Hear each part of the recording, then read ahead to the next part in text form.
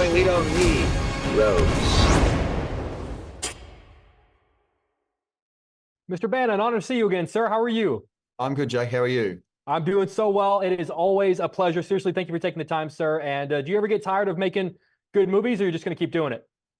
I'll try my best. Well, it No, makes life easy on me. I'm going to jump into this if you don't mind. I feel like the cases that you're covering in the dry films, they're heavy and they require you as an actor to stay, I would imagine, in a very heavy space, a space that you've studied before in films like Munich and Black Hawk Down and Lone Survivor. When you approach a project that is heavy and you know that you're going to have to be in that mindset for 3, 4, 5 months, is there any part of you before you say yes that has to ask yourself, do I really want to do this? Do I want to live like this for the next couple of months? Yeah, it gets a bit addictive. I don't know how or why, and I get offered quite a few of them. I'm not sure why. But yeah, there is a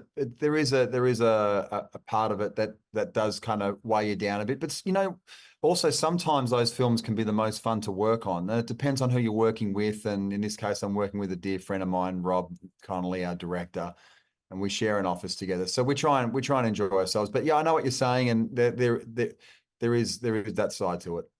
Am I putting too much weight on it? Is the end of the day maybe not as bad as I'm imagining it to be? No, I think you're in the ballpark there. I think during the day you are going to a heavy place, so they're probably not as much fun as working on a comedy or romantic comedy or something like that. But it's kind of it's what I've been doing for a long time, and I sort of enjoy it as well. Even like your romantic films, like Time Traveler's Wife has heavy elements to it, man. I mean, you can't catch a break. It's very true. I think the only film I've done that was like pure fun on and off camera was Special Correspondence with Ricky Gervais. I don't think I've laughed more in my whole life, and the cast on that film were great. So yeah, that was my one taste of laughing all day, every day, and getting paid for it. Well, you were great in that as well. I do want to ask you though. I feel like, speaking of all your projects, the landscape and these films in particular always play. It's such a pretentious film critic thing to say, but it really does feel like they play a crucial part, a character in these stories. And you have filmed in some of the most unique and really effective locations around the world. I am curious, over your career, what's the most you have been affected by a shooting location where maybe it actually had an impact on your actual performance? Oh, that's a tough one. Look, I remember Black Hawk Down, our sets on that, and the surroundings, and the fact that we were using real military and helicopters and stuff was very, very overwhelming. I also remember in Troy being on horseback every day in the middle of summer in these locations on white hot sand, dressed like we were, and having battle scenes. That was really, really visceral. That was like it really, really became a big part of your physicality, and it's always great. I love shooting on location. I hate being in a studio with under lights. I love the energy that comes from the camera coming out at the beginning of the day and getting packed away when the sun goes down. The clock's ticking. You've got to get things done. I think there's something that comes from that. I've got to tell you, we obviously get so many green screen and blue screen movies these days. When we get real tangible locations, whether it's this or a film like Dune, it is such like a breath of fresh air. I can't tell you how much. I have to tell you, I feel like you'll appreciate this. I sat down with Sir Ridley a couple of months ago for Napoleon, and I asked him, of all the incredible sequences in his career, what's the one he looks back on and goes like, I freaking nailed that. And he said Black Hawk Down. Oh, wow. He said that's the one, which is, I think, says a lot over the course of his career. I was going back to your filmography because I thought, okay, there's no way this can be true. And please correct me if it's not true. Is this the first time you've ever returned to a character?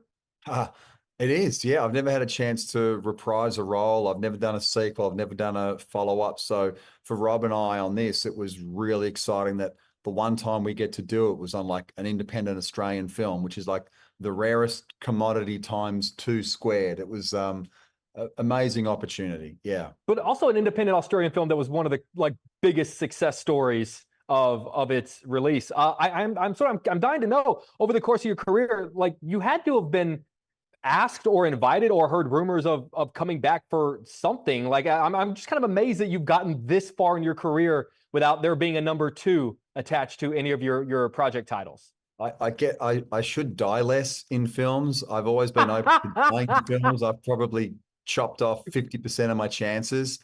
That's probably had maybe a little bit to do with it.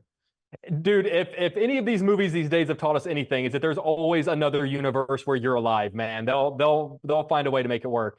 I want to talk about this trilogy and what it's going to be, because obviously there's one more book in the Aaron Falk trilogy, but people don't want to let go of him. So I just want to kind of have fun for a second, thinking of all the great movie mysteries throughout history. Which classic movie mystery would you love to drop Falk into to see if he could have solved that one? Oh, that's a tough one. That is a tough one.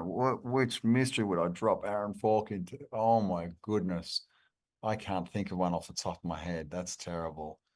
I know these questions are tough. When people ask me these types of questions, I forget every movie I've ever seen in my entire life. So I know I'm putting you on the spot. I can't think of one. I'm picturing, I feel like Seven. I feel like he would have solved that. He like it. And he would have opened the box at the end, by the way. He absolutely would have opened the box at the end.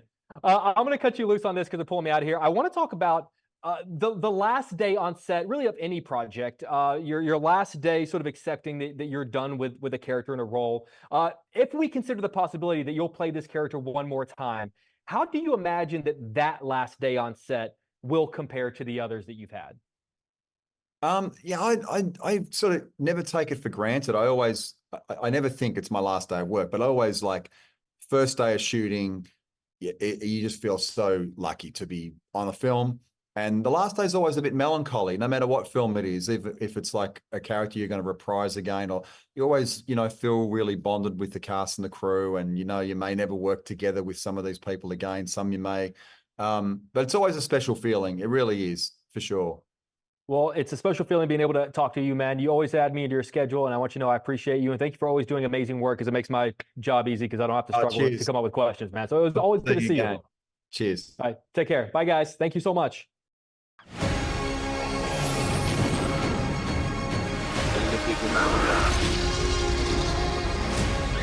Where we're going, we don't need roads.